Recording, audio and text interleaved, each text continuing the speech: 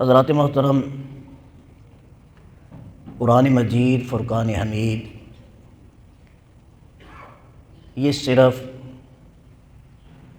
عبادات، ریاضات اس حوالہ سے ہی اس امت کی رہنمائی نہیں کرتا،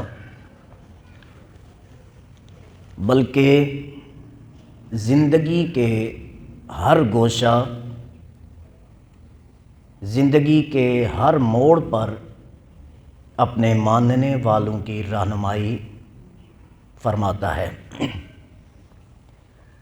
اگر آپ قرآن مجید فرقان حمید کی تلاوت کے ساتھ ساتھ گہرائی میں جا کر مطالعہ کریں اور سمجھنے کی کوشش کریں تو ہم اس نتیجہ پر پہنچتے ہیں کہ قرآن بنیادی طور پر انسان کو اس کے مقصد تخلیق، مقصد زندگی اور روحانی پاکیزگی کی طرف لے جانے کا خواہش مند ہے، اور انسان کو اللہ تبارک و تعالیٰ کے ساتھ ایک اعلیٰ اور عظیم رشتہ استوار کرنے کی طرف ہماری قرآن مجید رہنمائی فرماتا ہے۔ اس کی بنیادی وجوہات میں ایک وجہ یہ بھی ہے کہ اللہ تبارک و تعالیٰ نے حضرت انسان کی تخلیق جو فرمائی ہے وہ ایک تو اپنے خلیفہ کی حیثیت سے اور دوسری باقی کائنات کے امام کی حیثیت سے ہے۔ حضرت انسان زمین پر اللہ کا نائب اور خلیفہ ہے، اور اللہ کی جو مخلوق اس زمین پر ہے اس کا امام بھی ہے۔ تو خلیفہ کا جب تک اپنے حاکم اور بادشاہ سے رابطہ مکمل نہیں ہوتا تو وہ اپنے زیر انتظام علاقوں اور رعایا کی صحیح طریقے سے رہنمائی نہیں کر سکتا اور نگرانی نہیں کر سکتا۔ اس لیے جہاں اللہ تبارک و تعالیٰ نے حضرت انسان اور خصوصاً مسلمانوں کو عظمت عطا فرمائی، وہاں ان کی ذمہ داریاں بھی اسی اعتبار سے ان پر عائد کی گئی۔ اگر ہم آج کی سوسائٹی اور معاشرے کی بات کریں تو میرا خیال ہے کہ ہر چوتھا پانچواں آدمی کورٹ کچہری اور عدالت کے چکر لگاتا ہوا ہمیں ملتا ہے۔ بعض تو ایسے کیسز بھی ہمارے سامنے آتے ہیں، ہم نے سنا کہ جی دادا کے وقت سے کیس چل رہا ہے، دادا بھی فوت ہو گیا، والد بھی فوت ہو گیا، اور اب میں وہ تاریخیں بھگت رہا ہوں۔ وجہ کیا ہے؟ کیونکہ آپ حضرات جانتے ہیں کہ فیصلے کا سب سے بڑا جو دار و مدار ہوتا ہے، فیصلہ جو ڈیپینڈ کرتا ہے، وہ سب سے زیادہ گواہی پر ڈیپینڈ کرتا ہے کہ گواہی اگر صحیح جو ہے ہو جائے تو چانسز زیادہ ہوتے ہیں کہ فیصلہ بھی صحیح ہو۔ تو جہاں اسلام نے باقی معاملات میں اپنے ماننے والوں کی رہنمائی فرمائی، وہاں ہی گواہی کے اصول کیا ہونے چاہیے، آج کی آیہ مبارکہ میں اللہ تبارک و تعالیٰ نے اس بارے میں ارشاد فرمایا۔ ارشاد ہوتا ہے، یا ایھا الذین آمنوا کونوا قوامین للہ، اے ایمان والو اللہ کے لیے مضبوطی سے کھڑے ہو جاؤ، شہداء بالقسط، اور گواہی انصاف پر دینے کے لیے کھڑے ہو جاؤ، ولا یجرمنکم شنآن قوم علی الا تعدلوا، ولا یجرمنکم، تمہیں نہ برانگیختہ کرے، تمہیں نہ ابھارے، شنآن قوم، کسی قوم سے ناراضگی، عداوت اور دشمنی، کسی بھی قوم کی دشمنی یا عداوت یا عناد تمہیں اس بات پر نہ ابھارے، اللہ تعدلوا، کہ تم عدل نہ کرو، اعدلوا، تم عدل کرو، ہوا اقرب للتقوی، عدل ہی تقوی سے سب سے زیادہ قریب ہے، واتقوا اللہ، اللہ سے ڈرو، ان اللہ خبیر بما تعملون، اللہ جانتا ہے، خبر رکھتا ہے جو کچھ تم کرتے ہو۔ اب اس آیہ مبارکہ پہ غور فرمائیں۔ پہلا فرمایا قوامین للہ، تم کھڑے ہو تو اللہ کے لیے کھڑے ہونا۔ قوام کہتے ہیں پوری طاقت سے، پورے ارادے سے، پورے عزم سے۔ جب تم کھڑے ہو، کسی کا سٹینڈ لو، تو تمہیں حق کے ساتھ کھڑا ہونا ہے، اللہ کے لیے کھڑا ہونا ہے۔ اور دوسرا، جب تمہیں گواہی کے لیے بلایا جائے اللہ نے فرمایا دوسری جگہ ارشاد ہے کہ جو بندہ گواہی دینے سے انکار کرے فَإِنَّهُ آسِمٌ قَلْبُ، وہ دلی طور پہ گناہگار ہے کہ وہ حق بات کی گواہی نہیں دے رہا، ایسا بندہ اس کا دل گناہگار ہے، اللہ فرماتا ہے۔ تو یہاں ارشاد فرمایا قوامین للہ، تم کھڑے ہو اللہ کے لیے، شہداء بالقسط، اور جب گواہی دو تو انصاف پر مبنی گواہی دینا۔ دو باتیں۔ تیسرا ارشاد فرمایا ولا یجرمنکم شنآن قوم علی الا تعدلوا، انسان ہیں، ایک معاشرے میں رہتے ہیں، ایک علاقے میں رہتے ہیں، چھوٹی موٹی باتیں ہو جاتی ہیں، اختلاف ہو جاتا ہے، ناراضگی ہو جاتی ہے۔ فرمایا تمہاری ناراضگی اگر کسی سے ہے، تمہارا اختلاف اگر کسی سے ہے، تمہاری دشمنی اگر کسی سے ہے، اس کے باوجود بھی جب تمہیں گواہی کے لیے بلایا جائے تو گواہی میں ہیر پھیر نہیں کرنا، اس وقت وہ دشمنی تمہارے آڑے نہیں آنی چاہیے، حق بات کرنا تمہاری ذمہ داری ہے۔ وَلَا يَجْرِمَنَّكُمْ، عموماً ہوتا ہے نا کہ اگر کسی سے دشمنی یا ناراضگی ہے، وہ اگر پھنس جاتا ہے تو انسان کے اندر جو اس کا نفس ہے وہ انسان کو بھارتا ہے کہ آج یہ پھنسے گا، میں اپنا بدلہ چکتا کروں گا، آج میں اس سے بدلہ لوں گا، آج سزا دلواؤں گا۔ تو اللہ فرماتا ہے مومن کی یہ شان نہیں ہے کہ وہ گواہی میں ہیر پھیر کرے اپنا بدلہ پورا کرنے کے لیے۔ جب تمہیں گواہی کے لیے بلایا جائے تو شہداء بالقسط، گواہی تم نے اللہ کے لیے دینی ہے، کھڑا تم نے اللہ کے لیے ہونا ہے، گواہی تم نے اللہ کے لیے دینی ہے۔ اور دوسری جگہ اس سے قبل سورہ مبارکہ میں سورہ نساء کی آیہ مبارکہ، اس میں بڑی تفصیل سے ارشاد ہے، وہ بھی آپ کی خدمت میں عرض کر دوں۔ اللہ تبارک تعالیٰ ارشاد فرماتا ہے اسی گواہی کے ضمن میں، ارشاد ہوتا ہے یا ایھا الذین آمنوا کونوا قوامین بالقسط، انصاف پر کھڑے رہنا، شہداء للہ، گواہی کس کے لیے دینا ہے؟ اللہ کے لیے گواہی دینا، ولو علی انفسکم، اگرچہ وہ گواہی تمہارے اپنے خلاف ہی کیوں نہ ہو۔ یہ سورہ نساء کی آیہ مبارکہ 135، اس کا مطالعہ فرمانا ہے، سورہ نساء کی آیہ مبارکہ 135 اور سورہ مائدہ کی آیہ مبارکہ 8، ان دونوں کا مطالعہ فرمانا، تو پھر آپ جو ہے اندازہ کریں کہ رب کس انداز سے اپنے بندوں کی رہنمائی فرماتا ہے۔ رب چاہتا ہے کہ میرے بندوں کے قول اور فعل میں تضاد نہ ہو، ان کے قول میں بھی سچائی ہو اور ان کا فعل بھی سچ پر مبنی ہو۔ ارشاد فرمایا وَلَوْ عَلَىٰ أَنفُسِكُمْ، گواہی تم نے سچی دینی ہے اگرچہ تمہارے اپنے خلاف ہی کیوں نہ ہو۔ سبحان اللہ، اسلام یہاں بات ختم کر دیتا ہے کہ بندہ ہو مومن، بنایا جائے اسے گواہ، تو اس کی شان یہ ہے کہ وہ گواہ اگر بنے تو اپنے خلاف بھی گواہی ہو تو وہ سچ بات کہے کہ ہاں یہ میرا قصور ہے، میں گواہ ہوں، اپنے خلاف گواہ ہوں میں۔ یہ بندہ مومن کی شان ہے۔ ارشاد فرمایا اگر تمہارے اپنے خلاف ہو، اوی الوالدین، تمہارے ماں باپ کے خلاف ہو تو بھی اللہ کے لیے سچ بات کہنا، والاقربین، تمہارے رشتہ داروں کے خلاف ہو تو بھی گواہی سچی دینا۔ آگے ایک اور بات، ان یکن غنیا او فقیرا، جس کے لیے گواہی دے رہے ہو وہ غنی ہے یا وہ فقیر ہے، اس کا بھی تمہیں خیال نہیں کرنا، گواہی اللہ کے لیے دینی ہے۔ فاللہ اولا بہما، ارشاد فرمایا اللہ کا غنی اور فقیر سے تم سے زیادہ رشتہ ہے۔ اللہ اپنے غنی بندے سے اور اپنے فقیر بندے سے تم سے زیادہ تعلق رکھتا ہے، لہٰذا تم اس فکر میں نہ پڑنا، تم گواہی دینا اللہ کے لیے اور سچ بات کہنا۔ اور آگے ارشاد فرمایا فلا تتبعوا الہوا، اپنے نفس کی پیروی نہ کرنا، اپنی گواہی دینے میں اپنے نفس کی پیروی نہ کرنا، اپنے بدلے کو سامنے نہ رکھنا، اپنی دشمنی کو سامنے نہ رکھنا، اپنی مخالفت کو سامنے نہ رکھنا، اپنے اندرونی جھگڑوں کو سامنے نہ لانا۔ تمہارا نفس جو ہے تمہیں گواہی سچ بات پر دینے سے جو ہے وہ نہ جو ہے بھٹکائے۔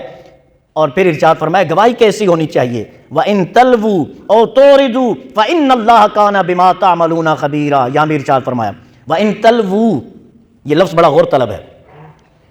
پہلے تو ارشاد فرمایا گواہی اللہ کے لیے دینی ہے، تمہاری ذات کے خلاف ہو تو بھی سچ کہنا، تمہارے ماں باپ کے خلاف ہو تو بھی سچ کہنا، تمہارے رشتہ داروں کے خلاف ہو تو بھی سچ کہنا۔ یہ تو ہو گیا فیملی، کیونکہ ہر انسان پہلے اپنی جان سے محبت کرتا ہے، پھر ماں باپ سے محبت کرتا ہے، اور اس کے بعد اس کے ریلیشن والے جو اس کے تعلق دار، اس کے رشتہ دار آتے ہیں۔ فرمایا کسی کے بھی خلاف ہو، وہ سارے اللہ کے بندے ہیں، تم نے گواہی سچی دینی ہے۔ اچھا، عموماً یہ ہوتا ہے جو بڑا نرم گوشہ رکھنے والا انسان ہو، نرم دل انسان ہو، اور کیس ہو ایک طرف امیر آدمی اور دوسری طرف غریب آدمی ہو عدالت میں، گواہی کے لیے ایک بندے کو بلایا جائے جو بڑا دیندار، بڑا نرم دل رکھنے والا، غریبوں کا بڑا خیر خواہ، ان کا بڑا اچھا چاہنے والا وہ بندہ، تو اب انسانی فطرت ہے کہ جب امیر اور غریب سامنے ہو عموماً لوگوں کی فیلنگ جو ہے وہ کس طرف ہوتی ہے؟ غریب کی طرف۔ یار وہ تو امیر ہے، اگر تھوڑا بہت نقصان ہو بھی گیا وہ کیا کر لے گا؟ برداشت کر لے گا، اس غریب کو کسی طریقے سے بچا لو۔ تو اللہ نے مینشن کیا، اللہ نے خاص طور پر جو ہے ارشاد فرمایا ان یکن غنیا او فقیرا، تمہیں غریب کا احساس کرنے کی ضرورت نہیں۔ گواہی میں یاد رکھنا، گواہی میں اگر وہ گواہی امیر کے حق میں ہے، غریب کے مخالفت میں ہے، تب بھی گواہی سچی دینا ہے۔ تم نے یہ خیال نہیں رکھنا یا امیر کو فائدہ ہے یا غریب کو فائدہ ہے۔ واللہ اولا بہما، ارشاد فرمایا تم غریب کا کیا احساس کرو گے؟ تمہارے رب کا تعلق اس غریب سے تم سے زیادہ ہے، یہ رب کا کام ہے، رب کی نظر میں کیا ہے وہ رب جانتا ہے۔ تمہیں گواہی کے لیے بلایا ہے، تم گواہی میں جو ہے ہیر پھیر نہیں کرو گے۔ اچھا، اب دوسرا کیا ہوتا ہے جب ہم کسی کو کورٹ میں بچانا چاہتے ہیں تو گواہی اس انداز میں دیتے ہیں کہ عدالت کنفیوز ہو جائے، ہوتا ہے ایسا نا؟ وہ جس طرح الفاظ کو توڑ مروڑ کے پیش کرنا یا ایسا لفظ استعمال کرنا جس کے دو معنی ہوں، اس کو عربی میں توریہ کہتے ہیں۔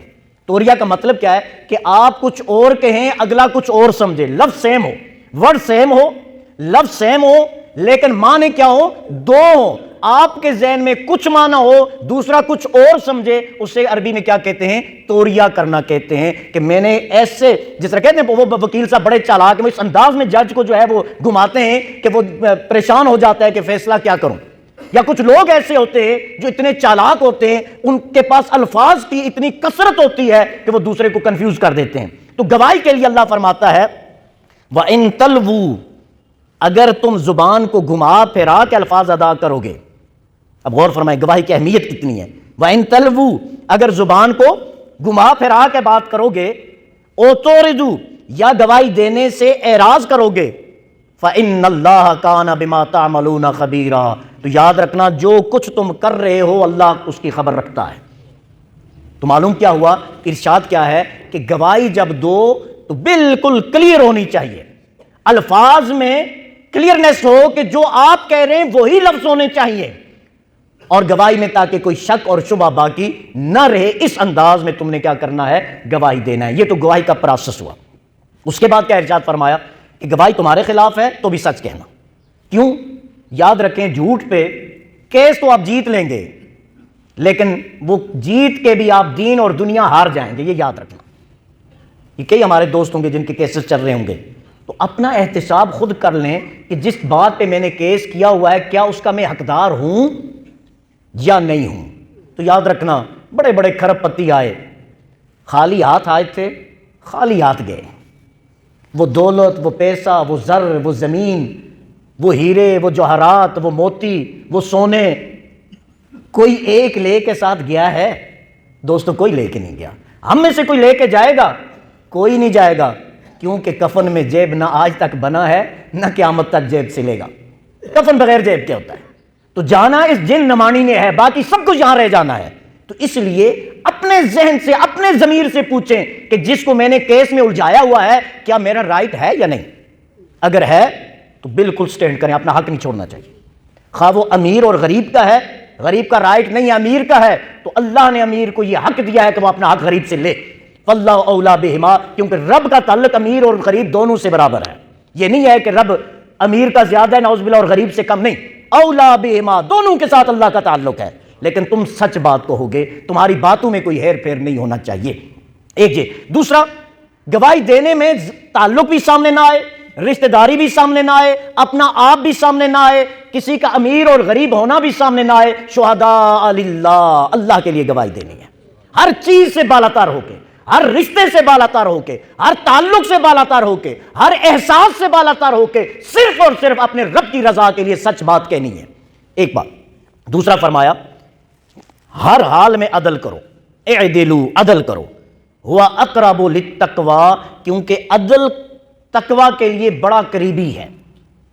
جب تک عدل نہیں کریں گے، اب یہاں میں ایک مزے کی بات عرض کر دوں، ہم لوگ عموماً یہ سمجھتے ہیں کہ عدل یہ ہے کہ دو لوگوں کے درمیان انصاف کرنا، یہی سمجھتے ہیں نا دو لوگ اگر جھگڑ رہے ہیں یا کوئی بات آپ کے پاس لے کے آئے ہیں، آپ بات سن کے جو آپ کی سمجھ میں بیسٹ سولوشن ہے وہ ان کے سامنے پیش کر دیں، کسی پر آپ جو ہے وہ زیادتی نہ کریں، سچائی کے ساتھ، امانتداری کے ساتھ، ایمانداری کے ساتھ فیصلہ کر لیں، تو اسے کیا کہتے ہیں؟ ہم عدل کہتے ہیں۔ حضرات محترم، سب سے زیادہ ضروری یہ ہے کہ بندہ اپنے ساتھ عدل کرے۔ جو اپنے ساتھ عدل نہ کر سکے وہ کسی اور کے ساتھ عدل نہیں کر سکتا۔ اب عدل کیا ہے؟ اپنے ساتھ انصاف کیا ہے؟ اگر میں حرام کھاتا ہوں تو کیا میں اپنے ساتھ عدل کر رہا ہوں، انصاف کر رہا ہوں؟ میں تو اپنے آپ کو جہنم کا ایندھن بنا رہا ہوں۔ تو مجھے عدل کرنا ہے، حرام سے بچنا ہے۔ میں دوسرے کا حق غصب کر رہا ہوں۔ اللہ کے بندوں، اس پیسے پر، اس زمین پر، اس جائیداد پر کتنے صدیاں جو ہے عیاشی کر لو گے، کروڑوں اربوں روپیہ حاصل کر کے بھی کتنا اس پر آپ جو ہے وہ اترا سکتے ہو؟ کیا اگلے سانس کا مجھے اور آپ میں سے کسی کو پتا ہے کہ لے سکیں گے یا نہیں؟ تو عدل کا دوسرا تقاضا یہ ہے کہ حقوق العباد کے اعتبار سے اپنے ساتھ عدل کرے کہ کسی کا حق نہ کھائے، اپنے ساتھ عدل کرے۔ تیسرا عدل کیا ہے؟ کہ میرے کلام میں عدل ہو، جو میں بات کروں وہ عدل اور انصاف کی ہونی چاہیے، میری بات سے کسی دوسرے کو تکلیف یا نقصان نہ پہنچے۔ تو یہاں ارشاد فرمایا، اے دلو عدل کرو، ہوا اقرب للتقوی، کہ جب بندہ مومن عدل کرنا شروع کر دے وہ یقیناً تقوی کے مقام پر فائز ہو جاتا ہے۔ یہ ہم دوڑتے ہیں نا کہ زکوٰۃ دے دی تو یہ میں جو ہے تقوی ہو جائے گا، نمازیں پڑھنے سے تقوی حاصل ہو جائے گا، ہم نے صدقہ خیرات کیا تقوی، ہاں ہے، یہ بھی ہے، ہوتا ہے تقوی، یہ ساری چیزیں ضروری ہیں، لیکن اصل تقوی تب ملے گا جب اپنے ساتھ عدل کریں گے۔ ہم دوسروں سے تو کہتے ہیں کہ عدل کرو، میرے ساتھ انصاف ہونا چاہیے، تو کبھی ہم نے اپنے گریباں میں جھانکا ہے کہ میں خود اپنے ساتھ عدل کر رہا ہوں؟ میرے شب و روز کیسے بسر ہو رہے ہیں؟ میں دوسروں کے لیے فائدہ مند ہوں یا نقصان دہ ہوں؟ میرے آقا کریم صلی اللہ علیہ وسلم نے ارشاد فرمایا، الظلم ظلمات یوم القیامہ، یہ جو ظلم کرتے ہیں نا، ناجائز حق طلب کرتے ہیں، یہ قیامت کے دن اس بندے کے لیے اندھیرے کا سامان بنیں گے۔ آنکھیں ہوں گی، نظر نہیں آئے گا، کان ہوں گے، سن نہیں پائے گا۔ تو فرمایا، اے دلو ہوا اقرب للتقوی، عدل کرو، یہ تقوی کے زیادہ قریب ہے۔ اور پھر ارشاد فرمایا، واتقوا اللہ، اللہ سے ڈرو۔ جو بات میں نے شروع میں عرض کی تھی کہ اللہ کیا چاہتا ہے کہ جو میرا ماننے والا ہے اس کے لیے کسی سی سی ٹی وی کیمرہ کی ضرورت نہیں ہونی چاہیے، جو مجھے ماننے والا ہے اس کے لیے کسی گواہ کی بھی ضرورت نہیں ہونی چاہیے، جو میرا ماننے والا ہے اس کے لیے کسی نگران کی بھی ضرورت نہیں ہونی چاہیے، کیونکہ وہ تو مجھ سے ڈرتا ہے، اور جو مجھ سے ڈرتا ہے وہ کبھی غلط کام کر ہی نہیں سکتا، کیونکہ اس کا بیسک کنسپٹ کیا ہے کہ میرا رب مجھے دیکھ رہا ہے۔ اللہ ناظرنا، اللہ ہمیں دیکھنے والا ہے، اللہ معانا، اللہ ہمارے ساتھ ہے۔ تو جب رب کی معیت کا احساس ہو، رب کے سامنے ہونے کا احساس ہو، تو کیا وہ بندہ کبھی گناہ کر سکتا ہے؟ کیا وہ دوسرے کا حق غصب کر سکتا ہے؟ اور تیسرا یہ کنسپٹ ہو، وَإِنَّا إِلَيْهِ رَاجِعُونَ، جانا بھی اسی رب کے پاس ہے۔ اللہ اکبر، رب دیکھ بھی رہا ہے، رب پاس بھی ہے، اور جانا بھی اسی رب کے پاس ہے، تو کیا وہ انسان کسی کو تکلیف دے سکتا ہے؟ اس لیے فرمایا واتقوا اللہ، اللہ سے ڈرو۔ اور جب تم اللہ سے ڈرو گے پھر تمہیں بندوں سے ڈرنے کی ضرورت پیش نہیں آئے گی۔ پھر تمہیں یہ آج ہم لوگوں سے ایک دوسرے سے کیوں ڈرتے ہیں؟ اصل بات یہ ہے کہ ہم رب سے نہیں ڈرتے۔ تو جس کے اندر رب کا خوف آ جاتا ہے پھر وہ لوگوں سے بے نیاز ہو جاتا ہے، وہ پھر بندوں سے بے نیاز ہو جاتا ہے، وہ پھر بندوں سے ڈرنا چھوڑ دیتا ہے۔ ہمیں یہ اللہ کی طرف سے یہ سزا سمجھ لیں کہ ہم رب کے سامنے نہیں جھکتے، باقی ہر ایک کے سامنے جھکنا پڑ رہا ہے۔ تو جب سے ہم اللہ کا خوف اپنے دل میں بٹھا لیں گے، یاد رکھنا، میں نے شاید پہلے بھی کئی دفعہ عرض کیا تھا، بندے کے خوف اور اللہ کے خوف میں بہت بڑا فرق ہے۔ ہم کسی بندے سے اگر ڈرتے ہیں نا تو اس سے دور بھاگتے ہیں۔ کسی بندے کا خوف ہو تو ہم کیا کرتے ہیں؟ آمنا سامنا ہوا تو ہم راستہ بدل دیتے ہیں، ہم دوسری طرف سے جاتے ہیں کہ یار یہ نقصان پہنچائے گا، اس بندے سے مجھے ڈر لگتا ہے، اس کے گھر نہیں جاتے، اس کے قریب نہیں ہوتے۔ لیکن جو رب سے ڈرتا ہے، مزے کی بات یہ ہے، جو جتنا زیادہ اللہ سے ڈرتا ہے وہ اتنا زیادہ اللہ کے قریب ہو جاتا ہے۔ یہ بیسک فرق ہے۔ بندوں کا خوف بندے کو بندے سے دور کر دیتا ہے، اور اللہ کا خوف بندے کو اللہ سے قریب کر دیتا ہے۔ اس لیے فرمایا واتقوا اللہ، اللہ سے ڈرو، ان اللہ خبیر بما تعملون۔ اور پھر ارشاد فرمایا، یاد رکھنا جو کچھ تم کرتے ہو اللہ کو اس کی خبر ہے۔ جو کچھ بما تعملون، جو کچھ تم کرتے ہو اللہ اسے باخبر ہے۔ تو اگر بندہ مومن یہ جان لے اللہ دیکھتا بھی ہے، اللہ سنتا بھی ہے، اللہ ہر وقت موجود بھی ہے، اور اللہ کو میرے اعمال کی خبر بھی ہے، کیا وہ بندہ پھر کچھ غلط کر سکتا ہے؟ تو حضرات محترم، قرآن ہمیں یہی بتاتا ہے کہ بندہ مومن کی زندگی اگر قرآن اور حدیث اور سنت کے مطابق ہو جائے وہ دنیا کے خوف سے بے نیاز ہو جاتا ہے، دنیا کے نقصانات سے بے نیاز ہو جاتا ہے۔ اس کا یہ مطلب نہیں کہ دنیا اسے ڈرانا شروع کر دیتی ہے یا دنیا میں اسے نقصان ہوتا ہے، نہیں، جو اللہ کا بن جاتا ہے اللہ اسے دنیاوی نقصان سے بھی محفوظ رکھتا ہے، اسے اخروی نقصان سے بھی محفوظ رکھتا ہے۔ اللہ کا ہونے کا یہ مطلب نہیں ہے کہ دنیا میں نقصان ہی نقصان ہوگا، نہیں، سچ بات یہ ہے رب سے ڈرنے والا دنیا میں بھی فائدہ حاصل کرتا ہے، آخرت میں بھی اللہ اسے فائدہ عطا فرماتا ہے۔ اللہ تعالیٰ ہم سب کامیاب ناصر ہو۔